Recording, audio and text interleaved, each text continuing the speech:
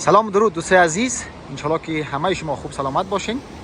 ما در ولسوالی زیبای وردوج هستیم و در قریه کویک. اگر اشتباه نکنم نامش هم برای من سخت بود، کویک. و این پل مقبول زیبا هم که میبینین در همین قریه وجود داره. واقعا یک جای دیدنی، یک جای زیبا و مقبول است.